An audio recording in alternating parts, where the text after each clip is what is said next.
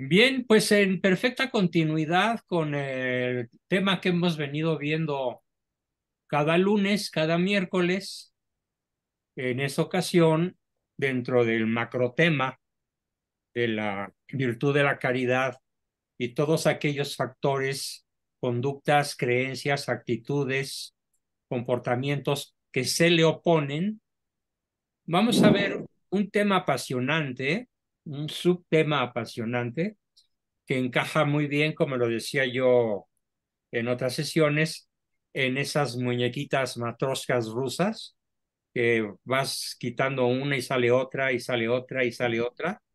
Bueno, pues aquí tenemos una que es muy frecuente, desgraciadamente, en nuestra cultura y que se llama mandatos amárticos. Se escribe con H, amárticos, y la palabra amártico es de origen griego y se traduciría como mensajes mortíferos o mensajes de muerte.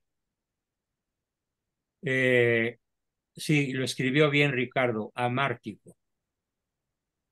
Porque algunos cometen el error ortográfico de quitarle la H, pero entonces sería un disparate. Cuando está bien escrito, el mandato amártico es una orden, una especie de orden que yo he decidido en mi desarrollo profesional realista llamar mensaje amártico más que otra cosa, mandato, porque esto explica en gran medida cómo se originan las personalidades narcisistas, cómo se originan muchas de las neurosis y de las psicosis que hoy ocupan los manuales de psiquiatría internacionales. Eh, y con una historia que me narra una de ustedes, no voy a decir su nombre, pero tuvo la gracia de escribirlo en mi chat privado. Eh, Platico la historia, aunque no platico la historiadora. Esta persona del sexo femenino, todavía joven, escribió: ¿qué hizo el marido narcisista, mi marido narcisista, desde los primeros meses de la relación para desvalorizarme? Pues con el paso de los meses he empezado, y de la terapia, he empezado a recordar varias cosas que hacía, como pequeñas luces de la devaluación que vendría después. Criticaba sutilmente mi cuerpo, hacía comparaciones con su exnovia, ya fuese como elogio o como crítica. Siempre salía conmigo, pero a veces me dejaba sola, se ausentaba, se iba quién sabe dónde, apagaba el teléfono, desaparecía y se enojaba si yo intentaba contactarlo. Le incomodó mucho que yo no fuera virgen, ya que él pensaba que sí lo era. Me sentí muy vulnerada con ese cuestionamiento. Alababa a las mujeres que eran muy distintas a mí. Vociferaba lo hermosas que eran, por tal o cual característica que yo no tenía. Había tantas banderas rojas, pero no las vi. Me dejé manipular. Me da rabia conmigo misma. A veces me da mucha pena. Miro años atrás y me doy cuenta de que perdí tantos años de mi vida con alguien tan nefasto, un maldito psicópata que me estafó emocionalmente, me estrujó, usó a mi familia y amigos, mi dinero, mis cosas, mis relaciones, un engendro sin corazón, sin alma y con tanto nivel de maldad que enfría la sangre. Disculpe, doctor, por el descargo, pero me dio mucha rabia al entender todo esto.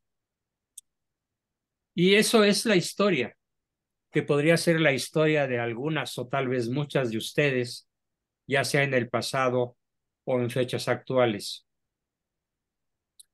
Felicito a las que no están casadas o en relación cercana, significativa, con un narcisista, con un psicópata narcisista. Ya ahí ya es el problema, es más acentuado todavía que en el simplemente narcisista. Para entender cómo se forja, vamos a explicar lo que en psicología realista se llama mandato doble. ¿Qué es un mandato doble?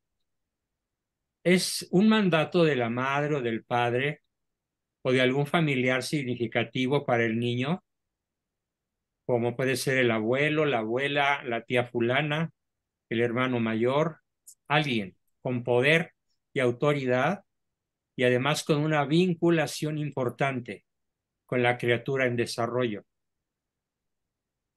Y a esa criaturita en desarrollo, sobre todo cuando todavía no cumple 9 o 10 años, se le manda este mandato doble. Te quiero mucho, dice la madre, pero no está presente. Te quiero mucho, dice el padre, pero no está presente. Sobre todo el padre dice, te quiero mucho, pero no va a los partidos de fútbol o de béisbol o a los eventos escolares del niño. Entonces, por un lado tenemos lo que el niño escucha con las orejas, con los oídos. Escucha Fresquito de el te quiero gotas, mucho. acá enfrente, acá enfrente. Silencio, por favor. A ver, voy a silenciar al grupo. Por cortesía, por favor, procuren no usar el micrófono mientras su servidor está exponiendo. Gracias. Entonces, por un lado, el niño escucha el te quiero mucho, o el te amo, o el eres mi hijo, pero simultáneamente, por el otro lado, la madre está siempre trabajando y cuando está en casa, siempre plumereando, haciendo el quehacer, pero nunca le da tiempo a su hijo. Únicamente le dice que lo quiere o que lo ama. Le da de vez en cuando una leve caricia, pero por otro lado está ausente. Igual el padre, todavía más ausente que la madre, pretextando horarios de trabajo muy intensos, incluso teniendo que trabajar sábados y domingos o días de fiesta. El mandato doble, pues, queda ejemplificado por aquello que por un lado se dice y por otro lado se hace. Y hay un antagonismo perfecto, un choque absoluto, una divergencia total entre lo que se dice y lo que se hace. El resultado de este mandato doble es la incertidumbre del niño y la introyección del concepto de ambivalencia, que lo hace voluble e incapaz de formar lazos significativos a plazo definitivo. ¿Por qué? Porque siempre va a tener miedo, siempre va a tener el temor de no ser amado de verdad. ¿Por qué? Porque tiene la experiencia directa de quienes debieron haberlo amado de modo incuestionable y de modo monovalente, no ambivalente. Monovalente quiere decir que la acción va seguida, perdón, que la dicción, lo que se dice, va acompañado de la acción. Te digo que te amo, pero además te lo hago sentir. Y ya hemos quedado en infinidad de ocasiones en que solo quien se siente amado puede ser educado. Entonces, como por un lado se le dice te amo y por el otro lado se le hace sentir no te amo, con las acciones, con la ausencia, el efecto principal de los mandatos dobles es la credulidad y la ingenuidad excesiva. Les ruego ser muy reflexivas, mujeres casadas con un sujeto parecido a este que acabo de describir, ¿Cómo es posible que le crean? Y pide perdón y vuelve a las suyas, y vuelve a engañar, y vuelve a mentir, y vuelve a maltratar, y vuelve a pedir perdón, y tú, ingenua, crédula, le vuelves a creer. Y luego vienes y me preguntas, doctor Abascal, ¿será que nunca va a cambiar? Oye, pero pues ya tienes 5 años con él. Dime cuándo se ha mantenido siquiera 4 meses. Ya no digamos 4 años. O unos cuantos días. ¿Cuándo se ha mantenido fiel a su palabra? Y la respuesta es nunca. Pero hay una problemática peor, es que tú le sigas creyendo, porque a su vez tus propios mandatos dobles, aprendidos en tu niñez desde tus padres, te hicieron crédula e ingenua. Y sigues esperando que cambie. Nunca va a cambiar, nunca va a cambiar. Apréndanse este gran principio. El neurótico puede cambiar. El psicótico se puede curar. El narcisista, psicópata, nunca se cura, nunca cambia, nunca aprende a ser una buena persona. Lo único que aprende muy bien es a aparentar ser una buena persona. Eso sí lo puede aparentar, pero no puede ser lo que aparenta. Mi problema entonces no va tanto dirigido a los psicópatas narcisistas, porque difícilmente vamos a encontrar uno solo en el grupo. Más bien, al verlos así de golpe en la página Zoom que tengo enfrente de mí, paseándome de derecha a izquierda y de izquierda a derecha, entre todo el grupo, y es obvio que no voy a encontrar un solo psicópata, ni en mujer ni en varón. El problema entonces al que me quiero referir es a cómo es posible que años después todavía le creas y todavía sigas siendo su víctima, cuando en realidad, incluso desde el punto de vista eclesiástico, la relación es inválida, aunque hayan ido al altar. Porque si seguimos el canon 1083 del Código Canónico de la Iglesia Católica, donde habla de las causas de nulidad, se refiere directamente a este tipo de personas y lo dice con todas sus letras. Son incapaces de contraer un sacramento válido como es el matrimonio. Sí, los bautizaron válidamente. Sí, hicieron su primera comunión, tal vez todavía válidamente. Pero el psicópata narcisista es de suyo incapaz de contraer un matrimonio sacramental legítimo. Esto es bien importante tenerlo presente. Luego entonces, como decía una famosa película multipremiada, corre Lola, corre. Así se llamaba la película. Corre Lola, corre. Porque más vale sola que mal acompañada. ¿Cómo se va formando el psicópata narcisista? No hay un gen narcisista, no hay un gen psicopático. Son conductas aprendidas. Son conductas mamadas desde la cuna. Es más, si me aprietan un poquito más desde el vientre materno.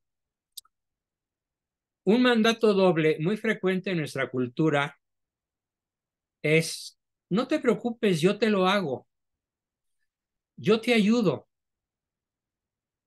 Y la madre hace a un lado al niño y ella hace por él lo que a él le toca hacer.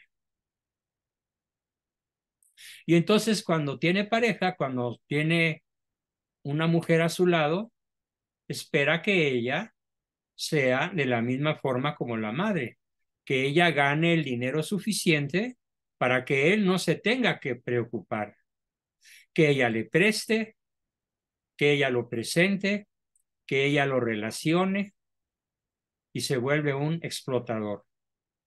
¿Por qué? ¿Dónde lo aprendió? Lo aprendió de la madre que lo sobreprotege y le dice, no te preocupes, yo lo hago. Tú quédate quietecito, quédate viendo la tele, vete a jugar, yo te resuelvo el asunto. Incluso conozco muchísimas mamás que hacen los deberes escolares de sus hijos con tal de que estos se saquen un 10. Y el escuincle anda jugando mientras ellas arrastran la pluma o la tecla de la computadora o los pinceles o lo que haya que hacer para que el niño saque cuando menos un 9. Están forjando un psicópata, porque el niño llega a aprender lo que es el fondo del mensaje. Y el fondo del mensaje es, tú no necesitas hacerlo. Búscate siempre a alguien que lo haga por ti. Qué terrible es. Justamente muchísimos de ustedes alcanzaron a oír hace rato, antes de empezar la sesión, el testimonio que daba mi hija Patty, que nos visitó unos minutos en el grupo y Oliva le pidió una anécdota sobre su papá.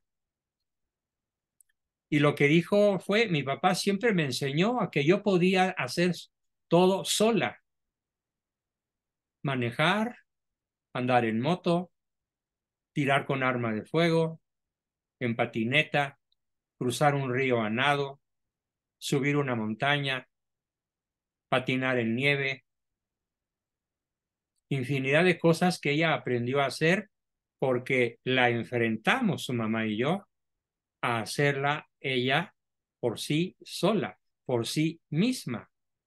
Igual con todos sus otros 8 hermanos, pero como que ella es la que más destacó, por así decirlo, en la capacidad para hacer las cosas por sí misma, sin esperar que nadie se las hiciera.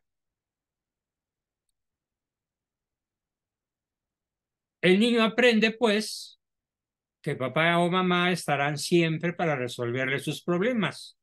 Y entonces el aprendizaje es, no te valgas por ti mismo. Otro mandato doble es, por ejemplo, dime qué te ocurre. ¿Qué te pasa, hijo? Cuéntame. Pero una vez que el niño empieza a hablar, la madre se distrae y le vuelve a preguntar, ¿de qué me hablabas? Con el resultado del mandato en el fondo.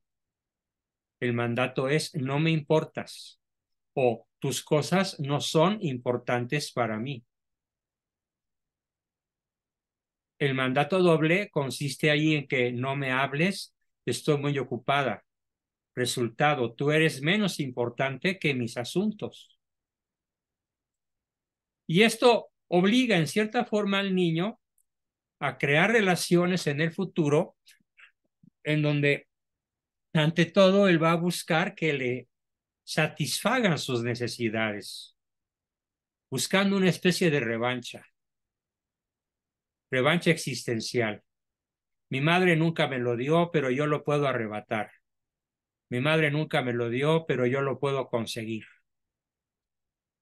Y pobre de la persona que caiga en sus manos, sobre todo si es una mujer crédula e ingenua. Y ojo, aquí hago una anotación. Esa mujer crédula e ingenua no quiere decir que sea tonta. No, porque puede ser una brillante profesional. Puede ser una persona que ocupe puestos de importancia en una empresa. Incluso puede ser una empresaria o una campeona de ventas a escala nacional o internacional. O puede ser una persona muy destacada en ámbitos en los cuales se requiera mucha inteligencia y mucha preparación. Entonces, ¿en qué ámbito radica su ingenuidad y su credulidad? En el ámbito afectivo, en que no quiere aprender o no puede aprender o no sabe aprender la clase de depredador con el cual se casó o con el cual todavía no se casa, pero tiene una vinculación muy intensa, muy conflictiva, muy estrecha, con todas las desventajas que ya he explicado con amplitud que tiene el tener por compañero un psicópata narcisista. A veces los mandatos no son dobles, sino explícitos, aunque sean sutiles o encubiertos, tales como eres un inútil, eres un torpe, eres un miedoso, eres un enojón, eres un mentiroso, tú nunca te comprometas. ¿Qué quiere decir esto? Cuando se le dice a un niño, eres un torpe, estás fabricando un torpe. Cuando le dices, eres un miedoso, estás fabricando un miedoso. Cuando le dices, eres un enojón, estás creando un iracundo. Cuando le dices, eres un mentiroso, estás creando un López Obrador, el mentiroso más grande que yo haya conocido en mi historia, con sus 160,000 mentiras contabilizadas en lo que tiene de bulto en Palacio. ¿Por qué? ¿Por qué sucede que es la crítica del padre o de la madre? Eres un mentiroso, eres un torpe, eres un miedoso, eres un enojón. ¿Por qué eso, en lugar de quitar el defecto, lo arrecia? En lugar de disminuir el defecto, lo lleva a niveles de doctorado en mentira, en torpeza, en miedo, en iracundia, en falta de compromiso y en todo aquello que lo haría un triunfador. ¿Qué es lo que sucede? Bueno, pues aquí sucede lo que se conoce en la psicología como el efecto Pigmalión negativo. ¿Quién fue Pigmalión? Pigmalión fue una estatua, perdón, me equivoqué. Pigmalión fue un escultor. Es parte de la mitología griega. No se ha podido ubicar su nacimiento como parte de la historia de Grecia, pero sí se conoce muy bien la historia mitológica de Pigmalión, que hacía estatuas de diferentes categorías y un día Zeus le pidió que hiciera la estatua de Venus, la mujer de la cual Zeus se había enamorado, la diosa de la cual Zeus se había enamorado y con la cual había tenido un hijo que se llamó curiosamente Narciso, aquel que se murió de sed viéndose a sí mismo en el espejo de una fuente. Para no echar a perder su figura, prefirió morirse de sed a beber con su manita de aquella fuente a la mitad de la ciudad de Atenas. Entonces, y Pigmalión obedeció la petición de Zeus e hizo la estatua de Venus. La hizo con tal cariño, la hizo con tal dedicación, la hizo con tal precisión, que al terminar, con un ligero martillazo en la frente, le dijo, habla. Esa estatua se llamó Galatea, otra diosa de la mitología griega. Y en esos momentos Zeus, dice la mitología, le concedió el deseo a Pigmalión y Galatea se convirtió en la mujer más hermosa que llegó a habitar en el Olimpo, siendo el producto de un ser humano, de una estatua forjada por Pigmalión. Desde entonces, en las empresas, en las familias, en mis entrenamientos, en muchos ámbitos en los que yo me he conducido, insto a las personas a crear el efecto Pigmalión. Podemos decir, y muchos de ustedes, más de la mitad del grupo escuchó, Patti, mi hija, al igual que las otras, pero sobre todo ella, es el efecto Pigmalión positivo.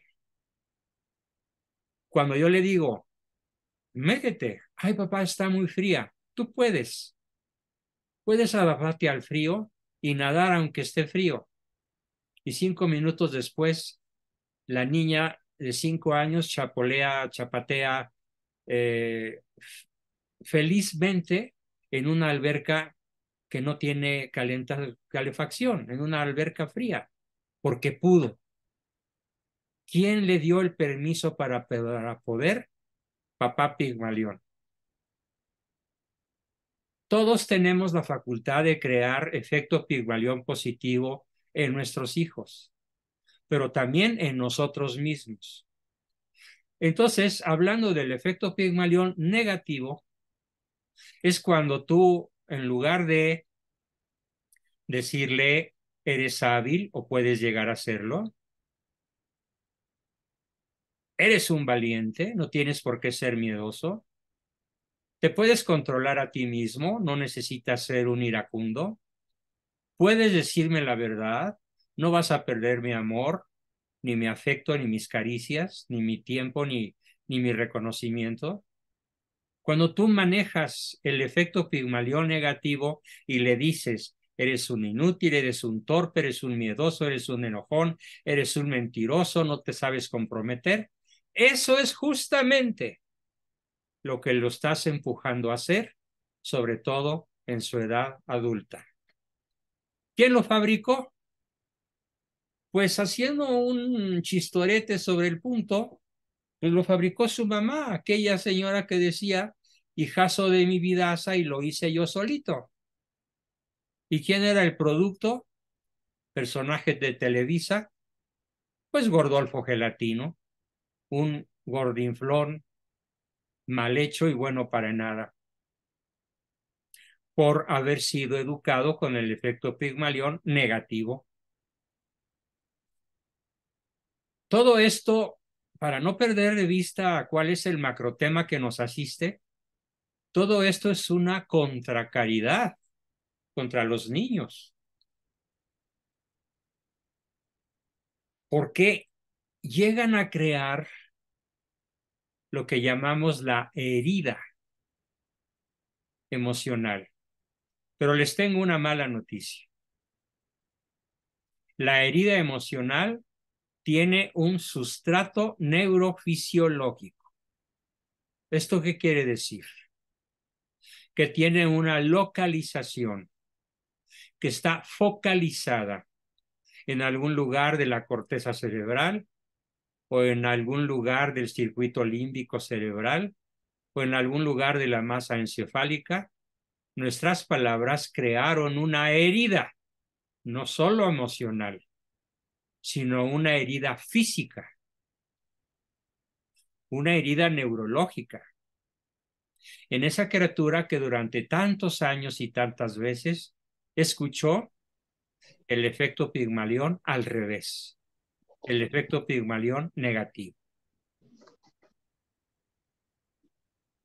A veces los mandatos explícitos llegan a ser tan mortíferos, tan amárticos, como muérete, o no cuentes conmigo jamás, o yo no estoy para ti, o tú no me importas, o como el caso muy cercano que yo conozco de una madre que reunió a sus 4 hijos y les dijo, lo que pasa, hijos, ni siquiera queridos hijos, no, lo que pasa, hijos, es que yo ya entendí que nunca debería haberlos parido.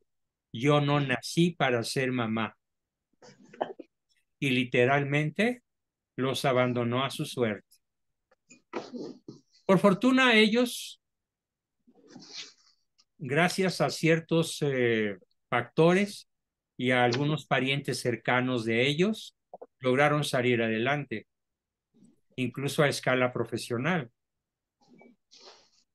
Y ahora ya tienen sus propios hijos y se cuidan muy bien, se alejan perfectamente de darles este tipo de mandatos, del yo no nací para ser su mamá. En pocas palabras, los desmadró, para decirlo en mexicano. Les quitó la madre. Probablemente de aquí viene el peor de nuestros insultos, ¿no? Tú no tienes madre. ¿Mm? O la palabrota que ya todos conocemos y que termina con la palabra madre. ¿Por qué el mexicano es tan cruel contra la madre? ¿Por qué no es al revés contra el padre? Porque la madre es más significativa. La madre tiene más poder creativo, pero a la vez mayor poder destructivo. Y como por razón de tiempo y de cultura, la madre es muchísimo más significativa que el padre para la prole. Estos niños, durante un tiempo, fueron adictos a las drogas, al alcohol, al sexo, a lujuria, a diversiones peligrosas, buscando siempre autosatisfacción, pero sintiéndose siempre profundamente inseguros, vacíos e infelices. Fue hasta que los tomaron por cuenta suya, por riesgo y cuenta otras personas adultas, ya con experiencia, incluso siendo abuelos de estos pobres niños, quienes lograron rescatarlos. Y curiosamente tuve la oportunidad de darles una gran lección continua durante muchos meses acerca de cómo crear el efecto Pigmalión positivo, paso a paso, golpe a golpe, charco a charco, piedra a piedra, un día sí a la vez, hasta que lograron crear en ellos la certeza de la autovalía, la certeza del autoaprecio, la certeza del ordenado amor por sí mismo, que como lo dije en la sesión pasada y antepasada, es radicalmente antagónica, contraria al narcisismo. Tenemos otro mandato muy frecuente en nuestra cultura, por desgracia. En la cultura latina y particularmente en la mexicana, y es la infidelidad del padre hacia la madre. Y a veces no solo una, sino varias veces. Y a veces no con una sola mujer, sino con varias. Entonces, ¿qué mandato está enviando el padre infiel a la madre del niño en formación, o del joven en formación, o del adolescente? Y a veces incluso, como sucedió ayer con el suicidio de un chamaco de 26 años que no pudo resistir los sentimientos tan autodestructivos que le causó el padre constantemente infiel a su esposa, mamá de este suicida. ¿Cuál es el mandato ahí? No basta una mujer, hay que tener muchas. Como dice por ahí una zarzuela, yo tengo en cada barrio una chica y les llamo mi amor, porque así no hay peligro de ninguna equivocación. Sí, porque no les puede hablar por su nombre, porque qué tal si a Doris le dice Betty o a Betty le dice Raquel. Mejor así les dice a todas mi amor para evitar el riesgo de alguna equivocación. ¿Qué pasa cuando los niños llegan a saber esto?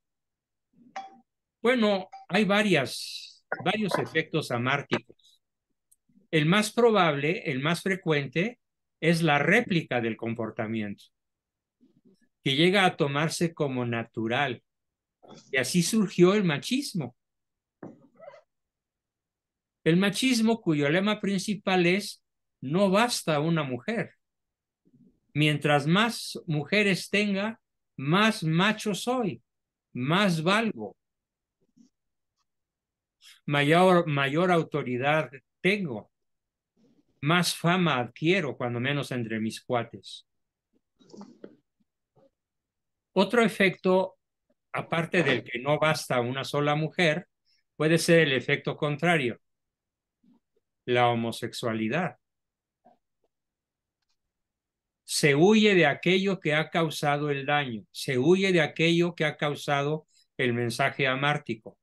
Y torpemente cree que va a resolver el problema existencial echándose en brazos de lo que no es, deseando ser mujer, deseando comportarse como tal, deseando ser tratado como una de ellas, siendo varón, porque es terrible ser varón, es pavoroso ser varón.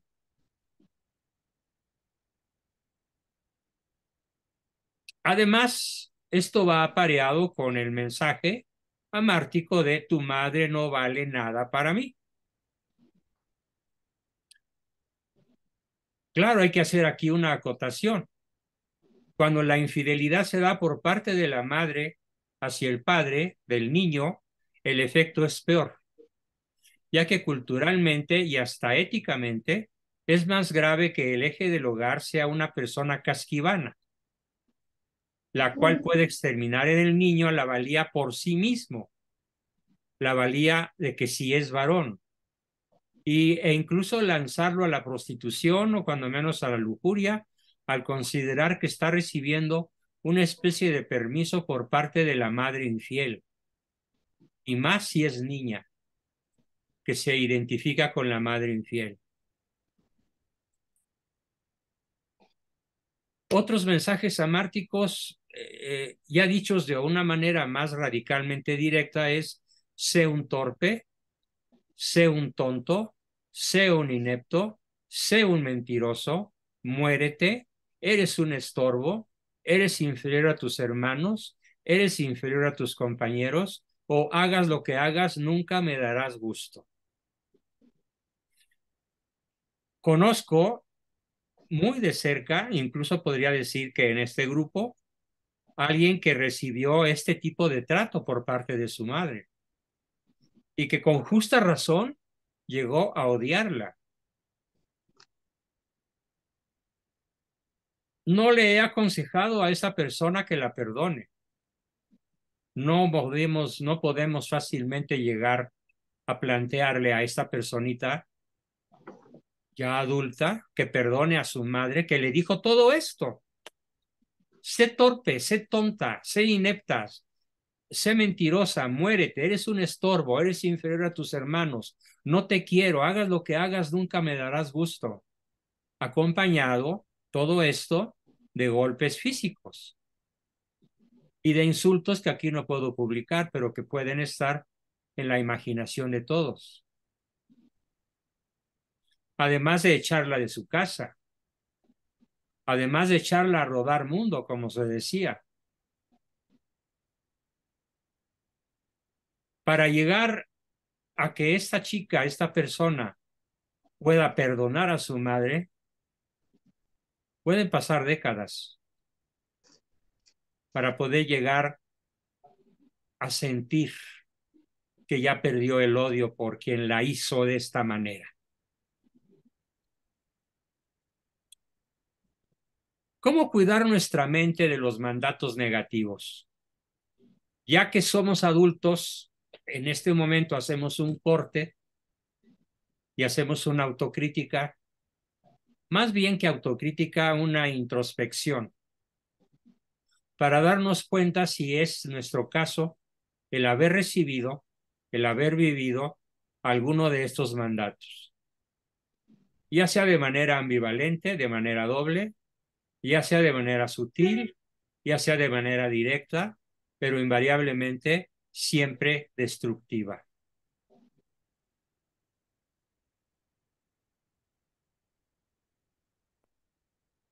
Cada vez se conoce más el impacto